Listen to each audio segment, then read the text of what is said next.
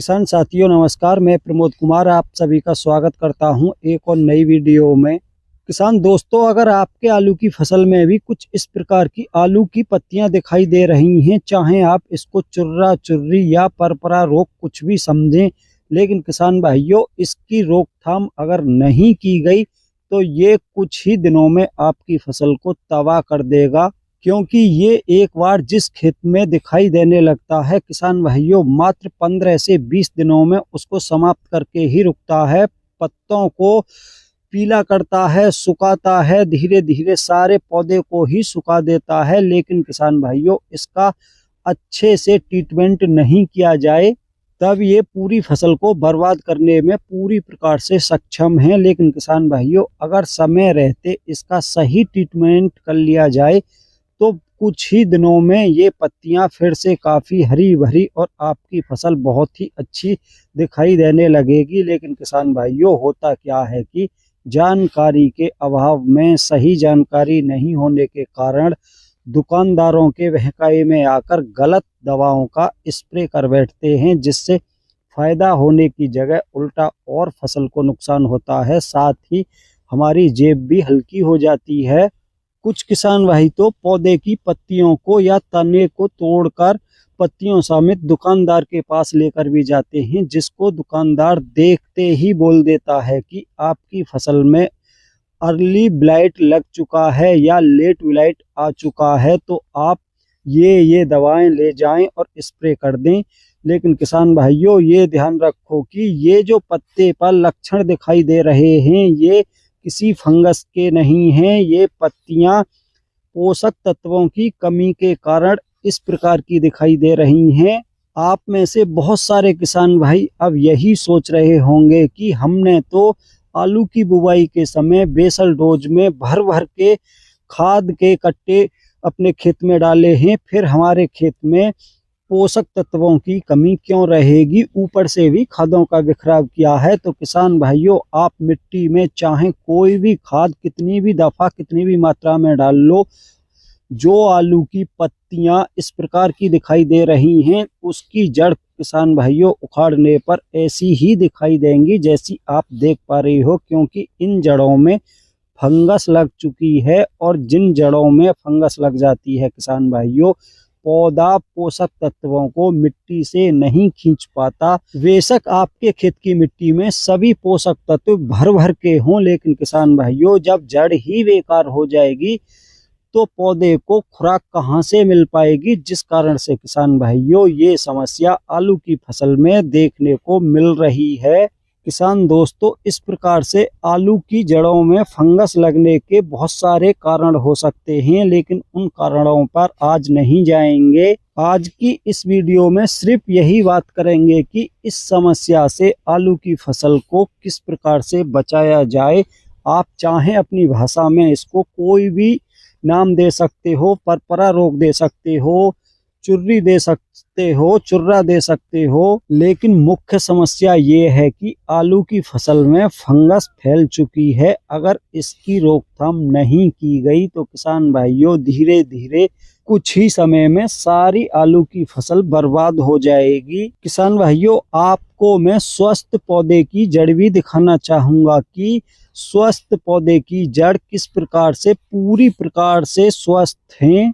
तो किसान भाइयों अब मैं आपको उसी फसल के बराबर में दूसरी आलू की फसल दिखाऊंगा जो पूरी प्रकार से स्वस्थ है। उसमें से भी कुछ पौधे उखाड़ूंगा और उनकी भी जड़ आपको दिखाऊंगा। ये वही खेत है जिसमें ये रोग बहुत ही तेजी से फैल रहा है और इसी के बराबर में किसान भाइयों ये दूसरी आलू की फसल है, इसमें ये समस्या अभी तक देखने को नहीं मिल रही। अब इसमें से एक आलू का पौधा उखाड़ूंगा और उसकी जड़ भी आपके लिए दिखाऊंगा। तो किसान भाइयों अब मैं आपको आलू के स्वस्थ पौधे को उखाड़कर उसकी जड़ दिखाऊंगा। तो किसान भाइयों ये मैंने आलू का पौधा उखाड़ लिया, आप देख सकते हो पूरी प्रकार से जड़ स्वस्थ हैं। इसी कारण से किसान भाइयों पौधा पूरी प्रकार से स्वस्थ है, सारी पत्तियां हरी भरी हैं, कहीं पर भी आपको आलू के पूरे पौधे में कोई भी समस्या देखने को नहीं मिलेगी। सारी पत्तियां एक तरफ से हरी भरी हैं। किसान भाइयों, अब मैं आपको एक पौधा और उखाड़ कर दिखाता हूं। किसान भाइयों, आप देख पा रहे हो, इसकी भी सभी जड़ पूरी प्रकार से सुरक्षित हैं। किसी भी प्रकार का फंगस जनित रोग नहीं लग रहा, जिस कारण से किसान भाइयों आलू का पौधा पूरी प्रकार से स्वस्थ है।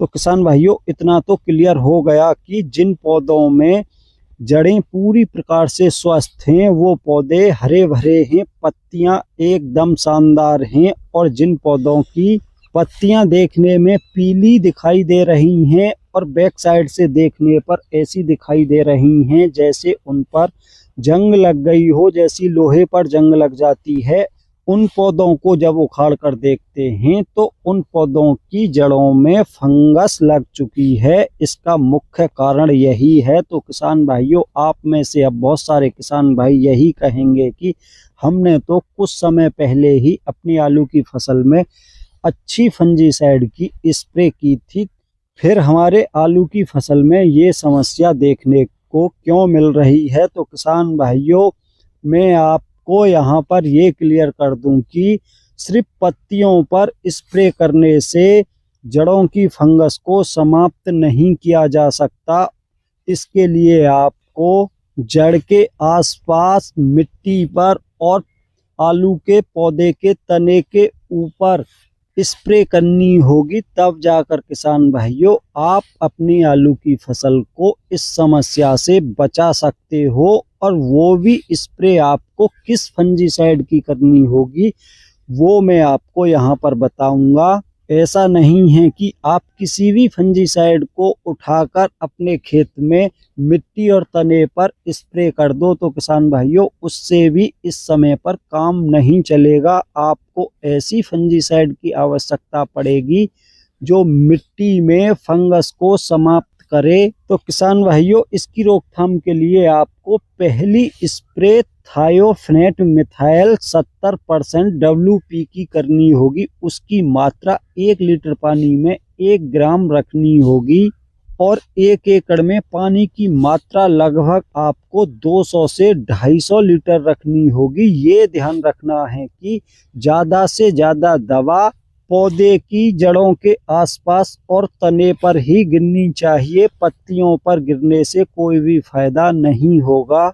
अगर समस्या अधिक है तो किसान भाइयों अब एक स्प्रे से काम नहीं होने वाला। आपको इस स्प्रे के अगले दिन या उससे 2 दिन बाद एक स्प्रे और करनी होगी। वो स्प्रे कौन सी करनी होगी अब ये भी जान लो। किसान भाइयों, जैसा कि जड़ में फंगस लग चुकी है ये आप जान चुके हो, और जब तक वो फंगस पूरी प्रकार से सही नहीं हो जाएगी, जड़ स्वस्थ नहीं हो जाएंगी, तब तक पौधे को मिट्टी से कोई भी पोषक तत्व नहीं मिल पाएगा। इसलिए आपको पहली स्प्रे थायोफेनेट मिथाइल की करने के अगले दिन या दूसरे दिन आपको एक पोषक तत्वों की स्प्रे और करनी होगी। उसमें आपको क्या सम्मिलित करना होगा, उसमें आपको लेना होगा फेरस, मैग्नीशियम, जिंक और बोरॉन। किसान भाइयों, यहाँ पर आपको फेरस और जिंक ये चिलेटेड लेनी है,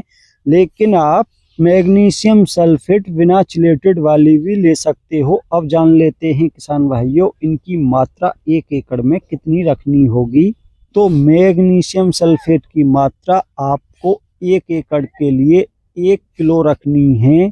बोरोन आपको यहाँ पर 20% वाला लेना है, जिसकी मात्रा आपको 1 एकड़ के लिए 100 से 125 ग्राम रखनी है।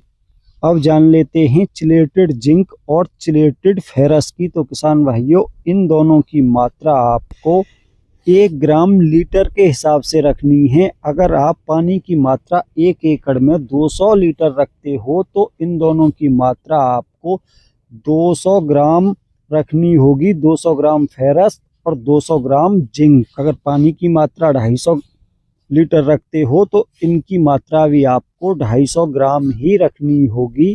250 ग्राम जिंक, 250 ग्राम फेरस।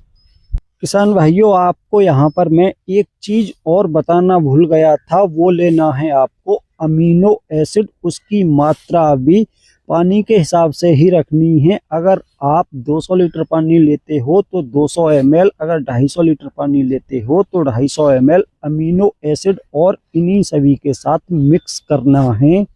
लेकिन किसान भाइयों ये ध्यान रखना कि आप फंजीसाइड की स्प्रे अलग करें, इन सभी प्रोडक्टों को फंजीसाइड के साथ मिक्स ना करें, क्योंकि आपको जो फंजीसाइड की स्प्रे करनी है थायोफेनेट मिथाइल की किसान भाइयों, वो आपको मिट्टी और तने पर करनी है, जड़ों के आसपास करनी है। और ये जो दूसरी स्प्रे करनी है अगले दिन कर सकते हो या दूसरे दिन कर सकते हो, ये स्प्रे आपको पत्तियों के ऊपर करनी है। ये 2 स्प्रे करने के बाद किसान भाइयों लगभग 7 से 8 दिनों में आपके आलू की फसल फिर से हरी भरी दिखने लगेगी। अगर अभी समस्या कम है, अगर समस्या अधिक हो चुकी है तो किसान भाइयों आपको 7 दिन बाद पहली स्प्रे जो आपने थायोफेनेट मिथाइल की थी उसके 7 से 8 दिन बाद आपको एक तीसरी स्प्रे और करनी होगी। वो स्प्रे भी किसान भाइयों आपको फंजीसाइड की ही करनी होगी। और उस स्प्रे में भी आपको यही ध्यान रखना है कि स्प्रे उस हिसाब से ही करनी है